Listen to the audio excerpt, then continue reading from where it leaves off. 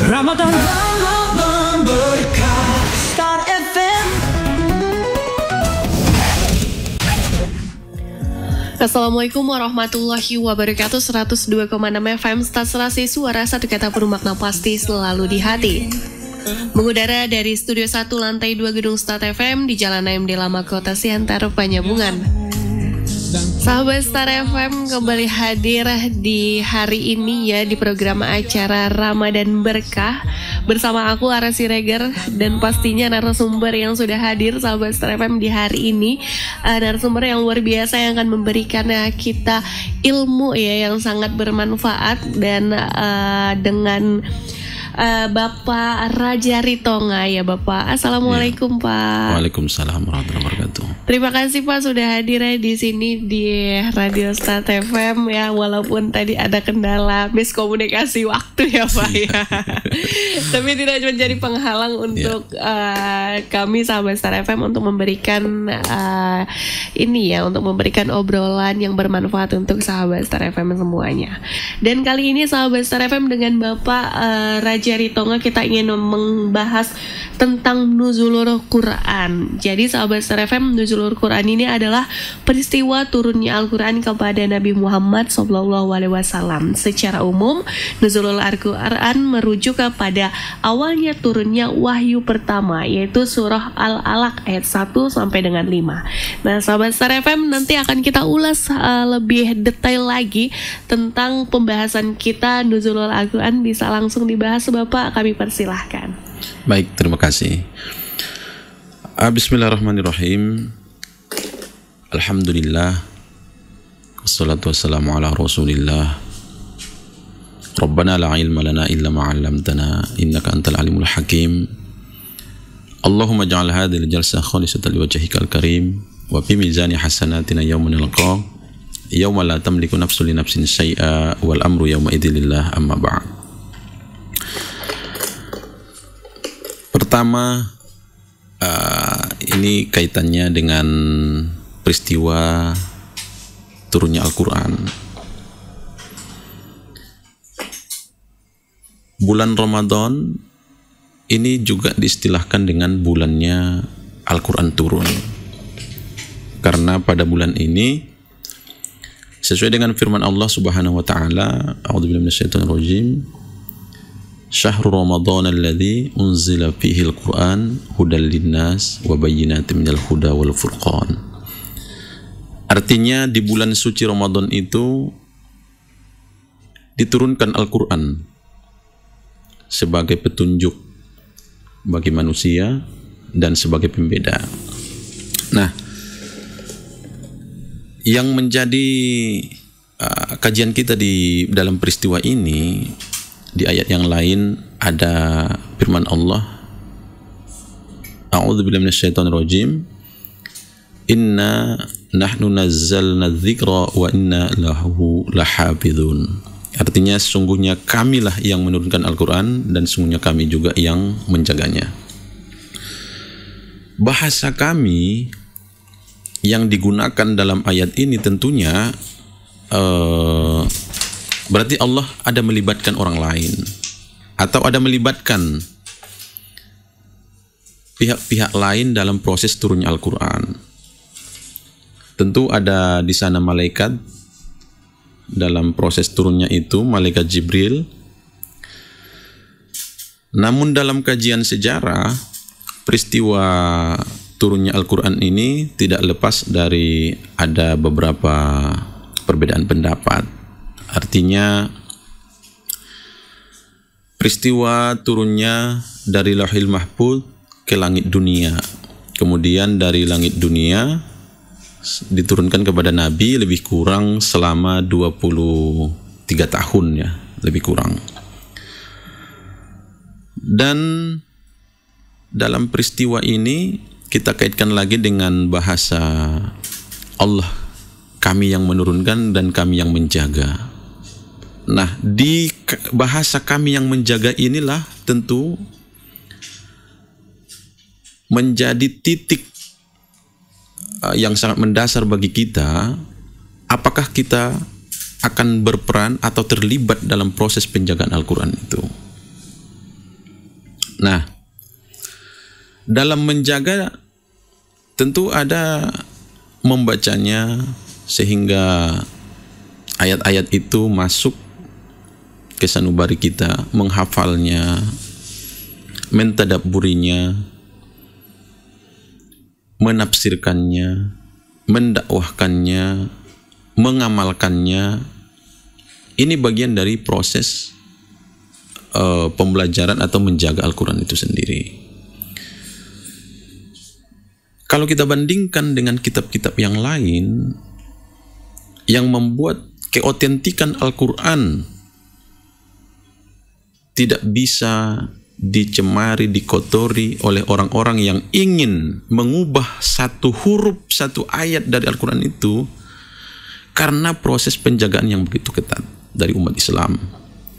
Yang menghafal Quran itu jumlahnya sangat luar biasa sekarang.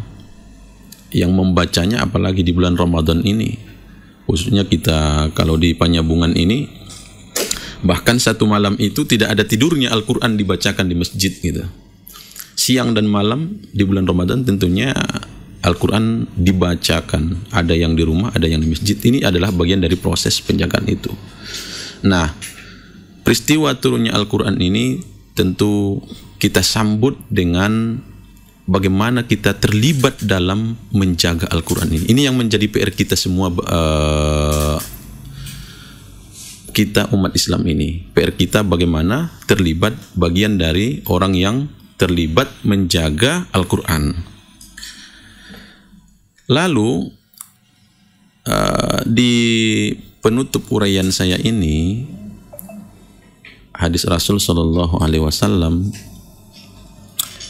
"Man qara'a harfan min kitabillahi," siapa yang membaca satu huruf saja dari ayat kitab Allah, artinya Al-Quran, falahu hasanatun, maka dia dapat satu kebaikan. Wal hasanatu bi asyri amsalihha, dan satu kebaikan itu balasannya 10 kebaikan. Rasul mengatakan, la aqulu alif lam mim harfun, saya tidak katakan bahwa alif lam mim itu adalah satu huruf, walakin, tetapi lamun harfun, alifun harfun, lamun harfun, wa mimun harfun. Alif itu satu huruf, lam itu satu huruf, dan mim itu satu huruf. Artinya, kalau kita semakin banyak membaca dan membaca ayat Al-Quran satu huruf saja, diganjar oleh pahalanya oleh Allah 10 kebaikan. Nah, ini tentu menjadi momentum proses menjaga Al-Quran itu. Kita membaca, kita menghafal, kita mentadabburi. Nah, inilah PR kita, bagaimana keterlibatan kita dalam proses menjaga Al-Quran ini. Mungkin itu untuk sementara. Baik Pak, Masya Allah ya, manfaat nih kalau kita kalau kita ini membaca Al-Quran ya Pak, Masya Allah. Nah Pak, saya mau nanya nih, bagaimana sih cara kita menerapkan nilai-nilai Al-Quran dalam kehidupan sehari-hari? Jadi saya mau tanya nih untuk kehidupan sehari-hari nih Pak. Ya, sebenarnya kalau Al-Quran dibaca, itu sudah banyak orang yang membaca. Menghafal, sudah banyak orang yang menghafal. Tapi terkadang mengamalkan ini yang sulit gitu ya. Nah, makanya Kiai Haji Ahmad Dahlan, dia pernah ditanya oleh murid-muridnya, Kiai, kenapa kita selalu mengkaji surah Al-Ma'un terus? Surah Al-Ma'un itu kan ara'aital ladzi yukadzibu biddin, di situ berbicara masalah anak yatim, di situ berbicara masalah orang yang bagaimana menginfakkan, mensedekahkan harta. Nah, ternyata prinsip beliau ketika membaca Al-Quran ya harus diamalkan, sehingga dari surah Al-Ma'un itu dibangunlah panti asuhan, dibangunlah sekolah-sekolah. Jadi langsung ada actionnya. Berarti butuh pengkajian yang serius, tidak hanya dibaca. Nah, jadi untuk mengamalkan nilai-nilai Al-Quran itu ya kita harus paham dulu ayat ini terjemahannya seperti apa, tafsirnya seperti apa. Nah, baru nanti ketataran pengamalannya. Kalau kita tidak atau kurang paham ya terkait maknanya, kurang paham tujuannya, mungkin kita bingung juga untuk mengamalkannya. Jadi memang kita butuh untuk mengamalkan nilai-nilai yang ada dalam Al-Quran itu ya pahami dulu. Pahami dulu, baca, pahami, baru dari situ nanti kita berupaya apa yang bisa kita amalkan. Contoh kecil saja, misalkan ayat Bismillahirrahmanirrahim, dengan nama Allah yang Maha Pengasih Maha Penyayang. Ada bahasa kasih, ada bahasa sayang. Nah, dengan kita mampu mengamalkan sifatnya Tuhan ini, sifatnya Allah ini, kasih ke setiap orang tanpa pilih bulu, sayang kepada siapapun walaupun dia orang yang menzalimi kita. Ya, ini bagian dari mengamalkan, tapi harus paham dulu maksud, makna, kalau perlu ya tafsir dari ayat tersebut gitu. Baik Pak, jadi ya sahabat Star FM, sebenarnya kalau misalnya untuk menafsirkan nilai-nilai di dalam Al-Quran itu lumayan sulit ya Pak, kalau misalnya kita sendiri ya, harus betul. Belajar dengan guru. Harus belajar dengan guru, ya, Pak, ya. Betul. Nah tadi kita juga udah ngebahas nih Pak dengan judulnya Nuzulul Al-Quran ya, Nuzulul Quran. Bagaimana sih Pak sikap yang seharusnya kita tunjukkan dalam menyambut Nuzulul Quran agar mendapat berkahnya? Ya. Ini kan sejarah, Kak Timah, kan sejarah terkait peristiwa turunnya Al-Quran ya. Otomatis ketika kita mengkaji bagaimana sejarah itu turun, ayatnya yang pertama tadi Al-Alaq ya, ayat 1 sampai 5. Nah,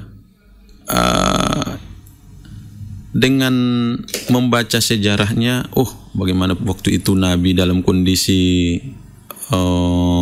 dia menghindari begitu, orang tidak peduli dengan akhlak lagi, kita sebut dengan Arab jahiliyah.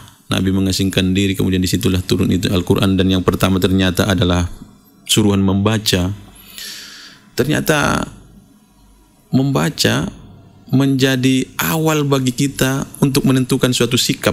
Sampai saat ini membaca ini adalah bagian dari terpenting. Apapun yang kita lakukan ya harus membaca. Artinya bukan hanya membaca yang tertulis ya, tapi baik yang tertulis maupun yang tidak tertulis, tersirat dan tersurat harus bisa kita baca gitu kan.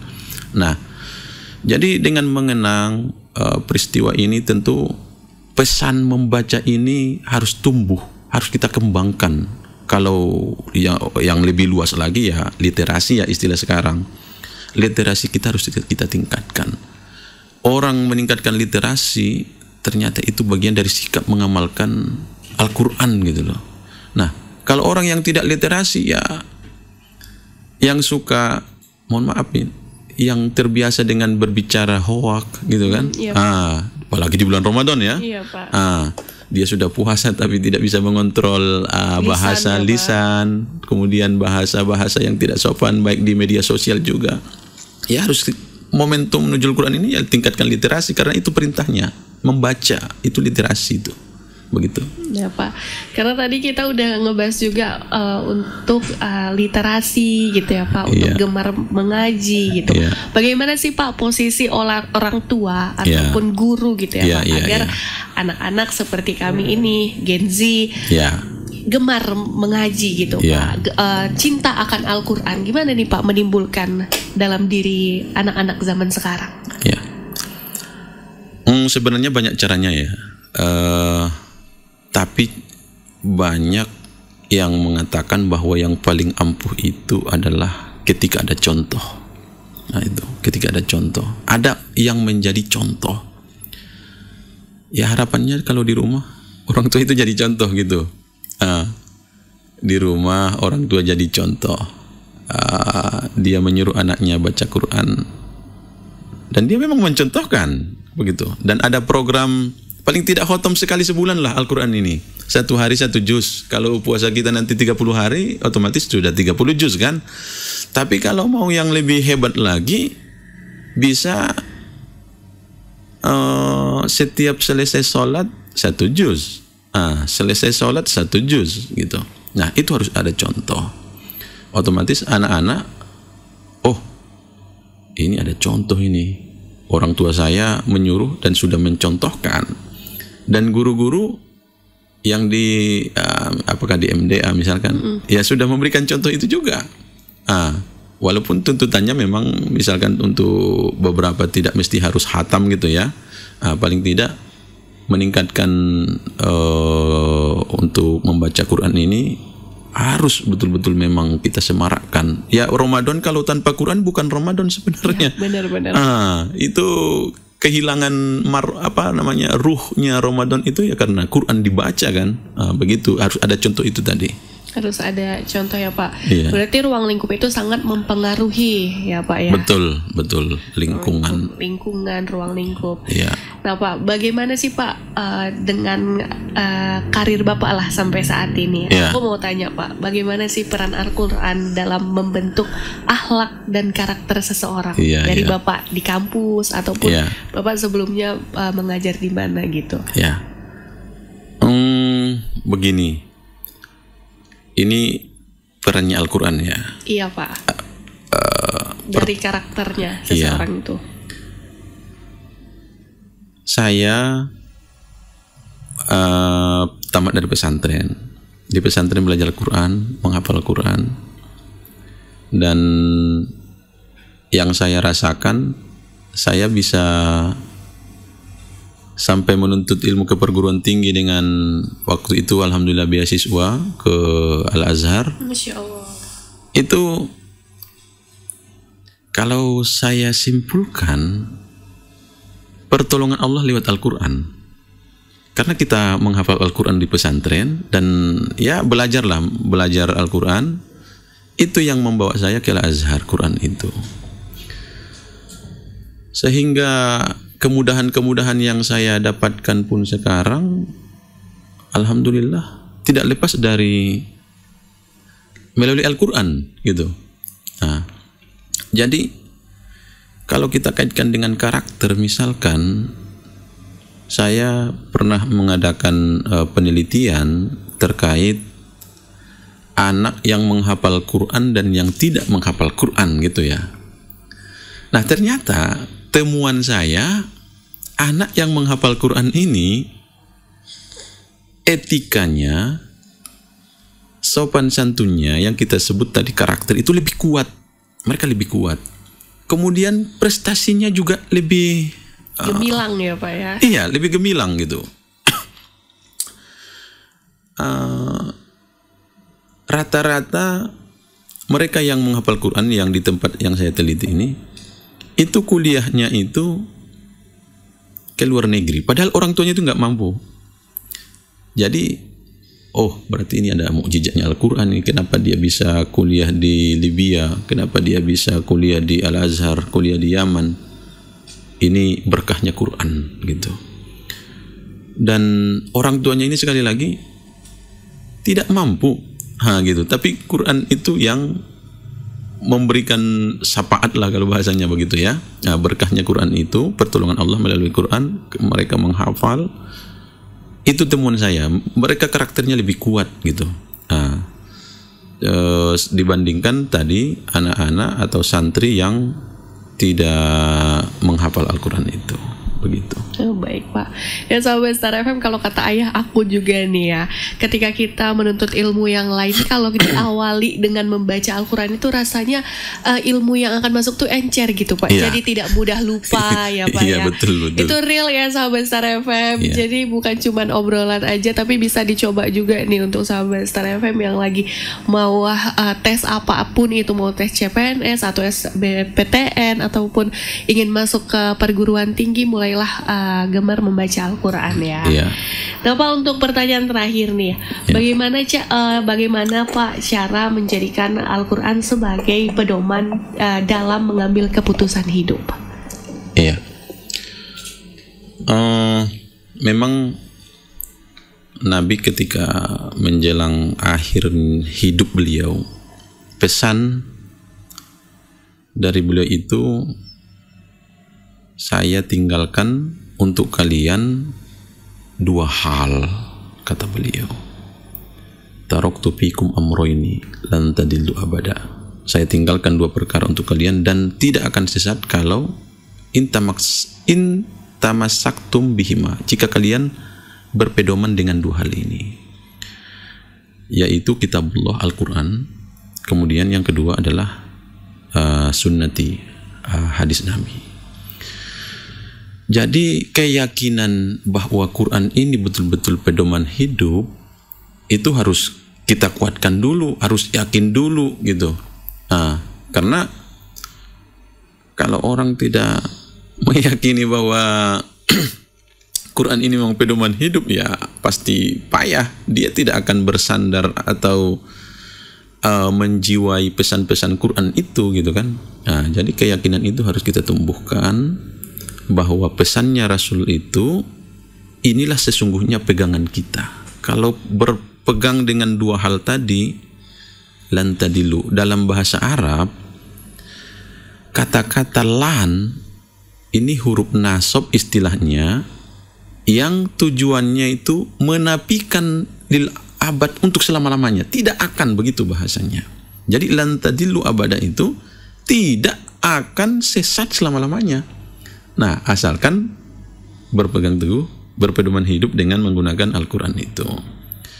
Nah, jadi kita tumbuhkan dulu keyakinan, saya kalau bersama Quran akan lancar. Saya kalau dengan bersama Quran ini akan bisa meraih apa yang saya cita-citakan. Itu harus tumbuh. Kalau enggak ya pasti susah ya. Jadi harus ditumbuhkan dulu itunya, pemahaman yang begitu. Ya sahabat Star FM, Masya Allah nih, banyak banget nih sahabat Star FM bisa kita ambil dari materi Bapak Raja Ritonga di hari ini. Yang terakhir nih Pak, apa Pak pesannya untuk sahabat Star FM di tema kita di Nuzulul Quran ini? Baik, untuk semua pemirsa Radio Star FM, bahwa sekali lagi mukjizat Nabi itu, semua mukjizat itu sudah hanya sejarah, tinggal Al-Quran satu-satunya. Tentu ini adalah mukjizat. Mukjizat artinya sesuatu yang luar biasa. Kalau kita bersama dengan sesuatu yang luar biasa, maka kita akan menjadi luar biasa. Kalau kita berteman dengan sesuatu yang super hebat, maka kita akan menjadi super hebat. Nah, yang super hebat dan luar biasa itu hanya tinggal Al-Quran. Jadi, kalau mau hebat, ya dia bersama Quran. Kalau mau luar biasa, bersama Quran. Jadi hidup kita ini akan hebat, hidup kita ini akan luar biasa kalau kita selalu bersama Al-Quran. Begitu. Baik Pak, terima kasih Pak ya. Wah, aku sampai mes nih sama tema hari ini ya sahabat Star FM, karena apapun masalah kita, kalau misalnya kita berpegang teguh pada Al-Quran pasti ada aja solusinya ya. Jadi untuk sahabat Star FM juga yang lagi mengalami problem gitu, bisa langsung membaca Al-Quran, artinya dipelajari, boleh cari guru ya sahabat Star FM. Semoga untuk tema kita Nuzulul Quran ini bermanfaat untuk sahabat Star FM semuanya. Terima kasih Pak sudah hadir di sini ya Pak ya. Baik sahabat Star FM, di program acara selanjutnya masih bersama Ara Siregar ya di sini. Nanti kita akan ada program acara Ramadan Around the World. So sahabat Star FM, terima kasih yang sudah bergabung ya, yang dari TikTok, dari Facebook ya. Dan juga sahabat Star FM, Ara mohon maaf juga ya Pak jika ada kata-kata yang salah. Baik Pak, baik sahabat Star FM, Ara Siregar pasti selalu di hati. Star FM, Ramadan berkah, berbagi kebahagiaan. Star FM.